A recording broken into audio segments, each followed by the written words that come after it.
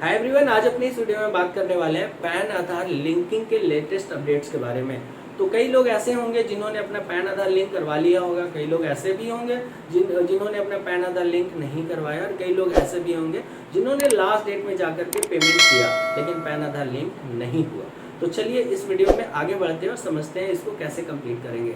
तो जैसा कि मैं आपको बता दूं, इनकम टैक्स का एक लेटेस्ट ट्वीट आया है जिसके अंदर ये बोला गया है कि भाई अगर आपने पेमेंट कर दिया 30 जून को, अगर आपने 30 जून को पेमेंट कर दिया और आपका चालान जनरेट नहीं हुआ तो आप इनकम टैक्स में लॉगिन करके ई पे टैक्स के अंदर जा करके अपना चालान डाउनलोड कर सकते हैं। दूसरा चीज़ ये हो सकता है कि अगर आपने पेमेंट कर दिया, आपका चालान डाउनलोड नहीं हुआ तो आप उसको लेकर के टेंशन ना लें। आपका अगर पेमेंट सक्सेसफुली हो गया है तो इनकम टैक्स वाले आपको ईमेल कर देंगे चालान।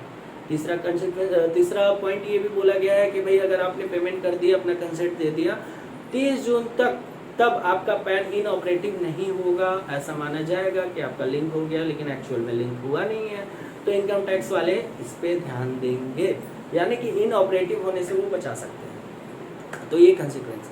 अब बात ये करते हैं कि भाई इंडिया में कई सारे ऐसे लोग हैं जो समय का वेट करते हैं, लास्ट डेट का वेट करते हैं कि भाई ये काम हम पहले क्यों करें, हम लास्ट डेट में ही करेंगे। ठीक है, तो ये जो कि बहुत ही गलत बात है। इंडिया में इस चीज़ को लेकर के लोगों को आगे होना चाहिए कि टाइम से पहले अपना काम करवा लें।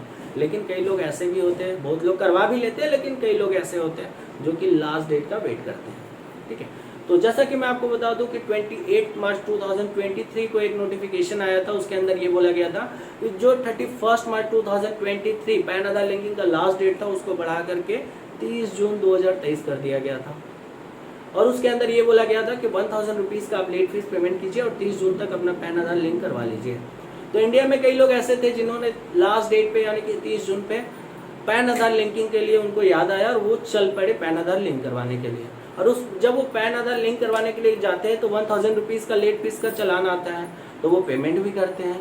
लेकिन क्या होता है, पेमेंट तुरंत वैलिडेट होता नहीं है, उसमें थोड़ा टाइम लगता है। जब वो पेमेंट करते हैं, ठीक है, तो लिंक करने के लिए जाते हैं तो फिर से पेमेंट का ऑप्शन आ जाता है, क्योंकि पेमेंट तो वैलिडेट हुआ नहीं, पेमेंट वैलिडेट में थोड़ा टाइम लगता है, तो पैन आधार उसी समय लिंक कैसे होगा।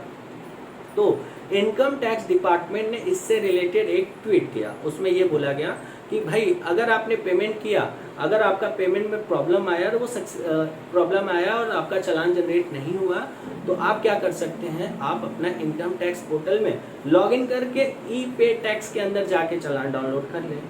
दूसरा पॉइंट उन्होंने ये बोला कि भाई अगर आपका पेमेंट हो गया और चालान डाउनलोड नहीं हुआ तो वो चालान आपको ईमेल के थ्रू ईमेल कर दिया जाएगा, यानी कि आपको ईमेल कर दिया जाएगा वो चालान। तीसरा ये बोले कि अगर आपने पेमेंट कर दिया, आपने कंसेंट भी दे दिया, तो 30 जून तक वो कंसीडर्ड किया जाएगा इनकम टैक्स डिपार्टमेंट की तरफ से कि आपका पैन इनऑपरेटिव ना हो। लेकिन कई लोग ऐसे थे जिन्होंने पेमेंट ही नहीं किया, तो उस केस में क्या होगा कि 1 जुलाई से उनका पैन इनऑपरेटिव हो जाएगा।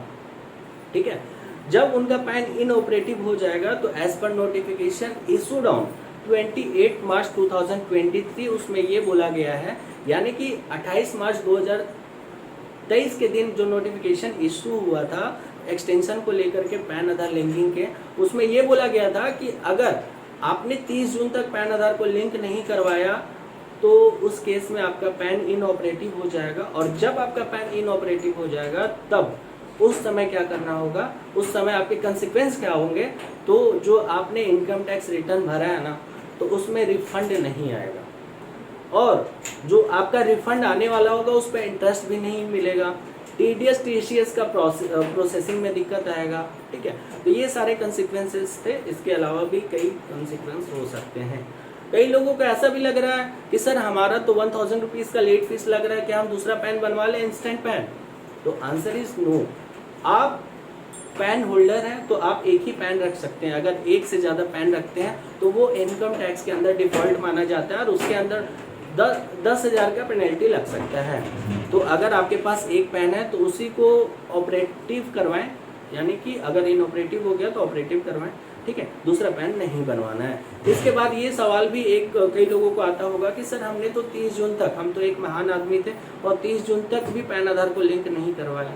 तो भैया अभी भी आपके पास समय है, आप पेमेंट कीजिए, अथॉरिटी को बताइए, पैन आधार को लिंक करवाइए, अदरवाइज आपका दिक्कत हो सकता है आने वाले टाइम में। पैन से रिलेटेड जहाँ भी आप कोड करना चाहेंगे, जहाँ भी पैन का रिक्वायरमेंट होगा तो ये इनऑपरेटिव हो जाएगा और वहाँ आप पैन यूज़ नहीं कर पाएंगे। ठीक है, तो इस वीडियो में बस इतना ही। ऐसे इन्फॉर्मेटिव वीडियो के लिए मेरे चैनल पे बने रहें। अगर ये वीडियो अच्छा लगा हो तो मेरे चैनल को लाइक, शेयर एंड सब्सक्राइब करना ना भूलें। Thank you very much.